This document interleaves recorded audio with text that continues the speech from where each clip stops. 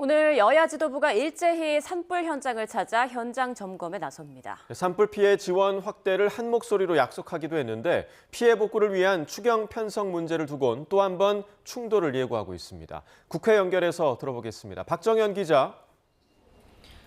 네, 국회입니다. 네, 먼저 여야 지도부의 산불 대책 관련 일정부터 전해주시죠. 네, 먼저 국민의힘 지도부는 경북 지역을 찾습니다. 권영세 비상대책위원장이 이재민 대피소를 찾아 봉사활동을 진행하고 헬기 진화 작업 도중 순직한 고 박현우 기장 분향소를 조문할 계획입니다. 오후엔 당 지도부와 정부 관계자가 총출동해 현장을 둘러보고 피해 지원 대책을 논의합니다. 민주당 이재명 대표는 사흘째 산불 현장을 지키고 있습니다. 이 대표는 그제 공직선거법 항소심 재판이 끝난 뒤 곧장 안동 산불 현장으로 향했는데요. 오늘은 경남 사청의 현장 지휘소를 찾아 대응 상황을 점검하고 이재민들을 만날 계획입니다.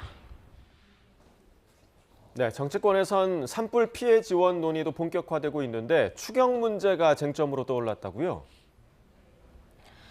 네, 우선 여야 모두 산불 피해 복구를 위한 긴급 재정 투입에는 이견이 없는 상황입니다. 다만 투입될 재원의 출처와 방식을 두고 충돌하는 모양새인데 민주당은 기존에 편성된 예비비부터 쓰면 된다는 입장입니다.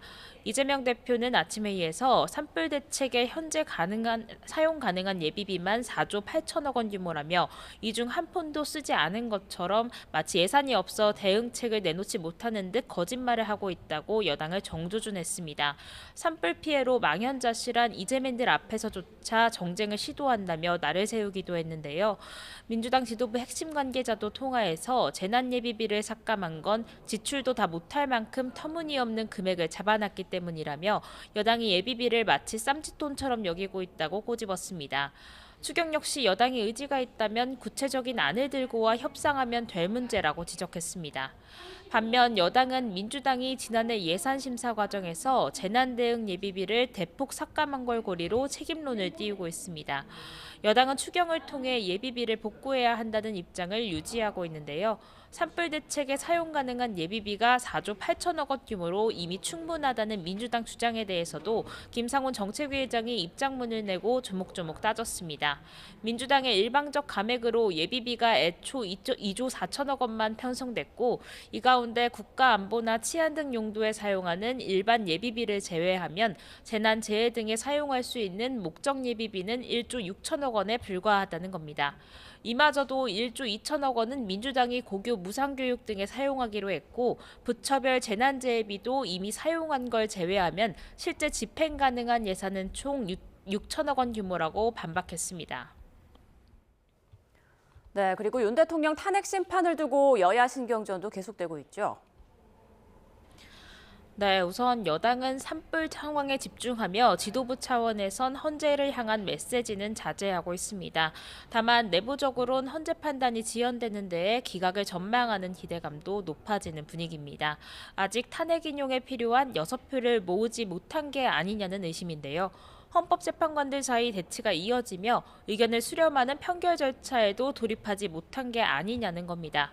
여권 내부에선 일부 헌법재판관이 퇴임하는 4월 중순까지 결론을 내지 못하리란 전망까지 흘러나오고 있습니다.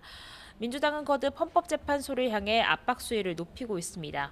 박찬대 원내대표는 아침 회의에서 헌재에 언제까지 판단을 미룰 거냐며 조속한 선고기일 지정을 거듭 촉구했습니다.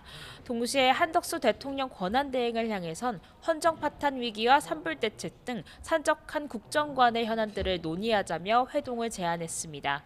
헌재 기일이 늦어지며 야당에선 광화문 천막당사 철야 농송이나 한덕수 대행 재탄핵까지 검토하는 상황인데 당내 강경파를 중심으론 국무위원을 무더기 탄핵해 사실상 정부를 무력화하자는 주장까지 거론되고 있습니다. 다만 이에 지도부는 개별 의원들의 의견 개진 차원이라며 선을 긋고 있습니다. 지금까지 국회에서 YTN 박정현입니다.